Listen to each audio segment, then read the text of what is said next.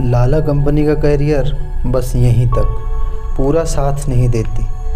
लोग कहते हैं मुस्कुराते रहो, खुश रहो। कितनी बेरहम है ये दुनिया।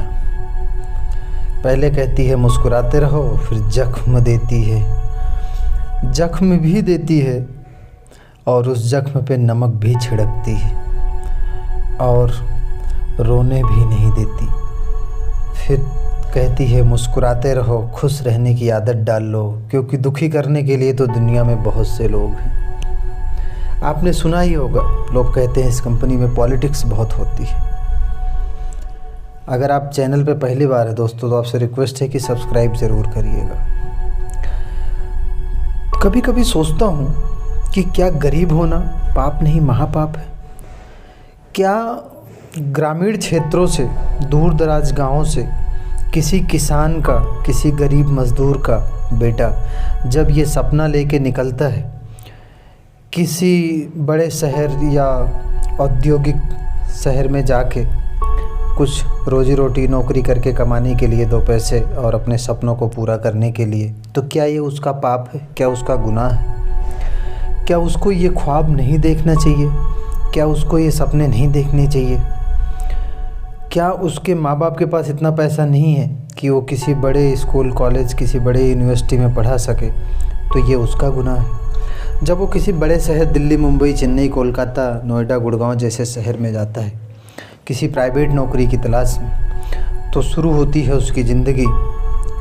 जब खासकर किसी लाला कंपनी में नौकरी करता है, तो क्या ये नौकरी करना उसका पाप नहीं महापाप है? क्या ये गुनाह है? क्योंकि इंटरव्यू में बड़े बड़े वादे किए जाते हैं फ्रेशर बच्चों के साथ, बड़े बड़े लुभावने सपने दिखाए जाते हैं कि हमारी कंपनी बहुत अच्छी है, हम कभी किसी को निकालते नहीं, सालाना इंक्रीमेंट देते हैं, और HR के द्वारा ढेर सारी अच्छी अच्छी पॉलिसीज़ बताई जाती हैं वेलफेयर की।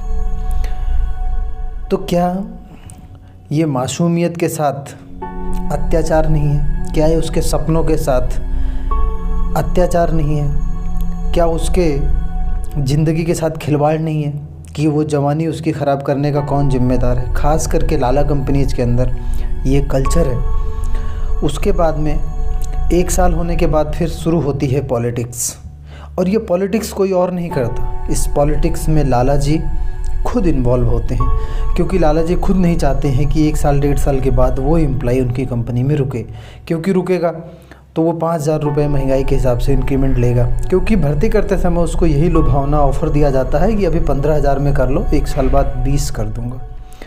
उसके बाद में फिर उसकी ज़िंदगी शुरू होती है दर दर भटकने की, यहाँ से वहाँ, वहाँ से वहाँ, वहाँ से वहाँ। 1 साल, 1.5 साल, 2 साल, 1 साल, 6 महीने, ऐसे वो ऐसी लाला कंपनियों में काम कर करके अपनी पूरी जवानी बिता देता है और नींबू की तरह निचोड़ लिया जाता है।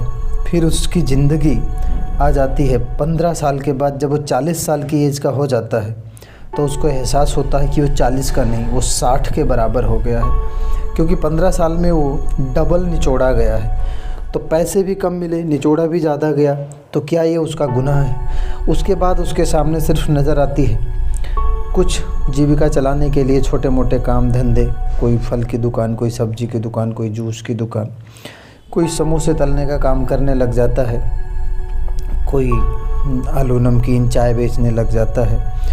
तो इस तरीके से करके लोग अपना कोई रेहड़ी लगाने लग जाता है। छोटा छोटा काम करके, जैसे कोई गोलगप्पे का काम शुरू कर देता है, कोई चाट पकौड़े का काम शुरू कर देता है। तो क्या प्राइवेट नौकरी करना पाप नहीं महापाप है? ये आप कमेंट में बताइएगा। क्या वो गुनाह है उसका कि वो अपनी जवानी के 15 साल किसी और की कंपनी को खड़ा करने में और किसी और की लाइफ बनाने में लगा देता है? उसके बाद जब वो पीछे मुड़ के देखता है तो अपने आप को पाता है कि उसने क्या खो दिया। तो दोस्तों, आपसे मेरा ये कहना है कि अगर आप नौजवान हैं, आप 20-25 साल के हैं, आप नवयुवक, और आपके परिवार में इतना पैसा नहीं है, आपका बैकग्राउंड इतना स्ट्रांग नहीं है, आपके पेरेंट्स इतने पैसे वाले नहीं हैं कि आपको किसी बड़े स्कूल, कॉलेज में अच्छा पढ़ा लिखा सकें, या आप किसी भी कारण से, तो आप इस चीज़ का हमेशा ख्याल रखिए कि आप बेहतर होगा कि अभी से इस चीज़ को समझ लीजिए कि आपको करना क्या है, बजाय इसके कि 15 साल ख़राब कर लेने के बाद और आप एक स्ट्रेसी हो जाए और 40 साल की उम्र आने के बाद में फिर आप सोच रहे हैं कि अब कैसे करूं, कैसे ज़िंदगी काटूं। क्योंकि जो सैलरी 15 साल मिली, वो सैलरी में तो आपने किराया, दूध का बिल और आने जाने का खर्चा सब चीज़ मिला के ख़त्म हो गई। कुछ सेविंग कर नहीं पाया बुढ़ापे के लिए, ना ही आप अपने बच्चों को अच्छे पढ़ा लिखा पाए।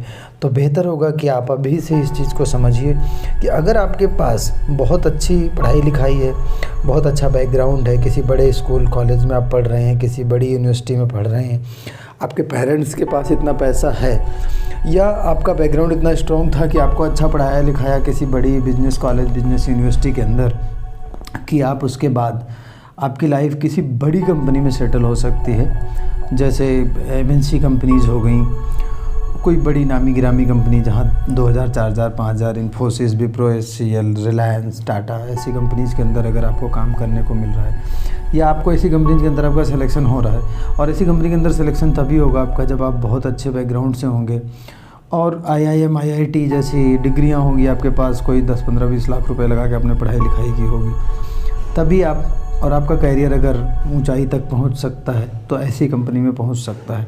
क्योंकि छोटी छोटी लाला कंपनीज़ के अंदर तो बस पॉलिटिक्स के शिकार होते रहेंगे, 2 साल, 3 साल, 1 साल, 1.5 साल कहीं जॉब करते कराते रहेंगे, उसके बाद वहाँ से चेंज करते रहेंगे। और ये कंपनी का कल्चर है, स्पेशली खासकर लाला कंपनी का कल्चर है कि वो जैसे लगेगा उनको कि सैलरी अब हाइक होगी, सैलरी बढ़ेगी, तो 40 वाले को हटा के 30 वाला रख लो, 30 वाले को हटा के 25 वाला रख लो, 25 वाले को हटा के 20 वाला रख लो। यही कल्चर चलता रहता है। तो इसलिए आप इस चीज़ को मान के चलिए कि हर साख पे उल्लू बैठा है, हर जगह वही कहानी है, लुभावने सपने दिखाए जाएंगे, मीठी मीठी बातें की जाएंगी, फेक स्माइल होगी चेहरे पे, और 1 साल, 1.5 साल के बाद में फिर आपको साइड कर दिया जाएगा। और ऐसे कर कर के धीरे धीरे आपकी लाइफ जो है वो जवानी पूरी गुजर जाएगी, आप ओल्ड एज में आना शुरू हो जाएंगे और अपने आप को पाएंगे आप कि आपने सारी ज़िंदगी खो दी है और कुछ हासिल नहीं कर पाए, ना ही आप हेल्दी ओल्ड एज के लिए कुछ सेविंग कर पाए होंगे, बुढ़ापे के लिए कुछ अच्छी ज़िंदगी जीने के लिए आपके पास कोई सेविंग भी नहीं होगी उस समय। तो इसलिए बहुत सोच समझ के डिसीजन लीजिए। अगर आप नवयुवक हैं, 20-25 साल के हैं, तो प्लीज़ जो काम 40 साल के बाद करना है वो आज ही शुरू कर लीजिए। आज ही सोच लीजिए कि अगर आपको 15-20 हज़ार की ही नौकरी शुरू करनी है तो फिर इससे अच्छा अपना बिजनेस कर लीजिए।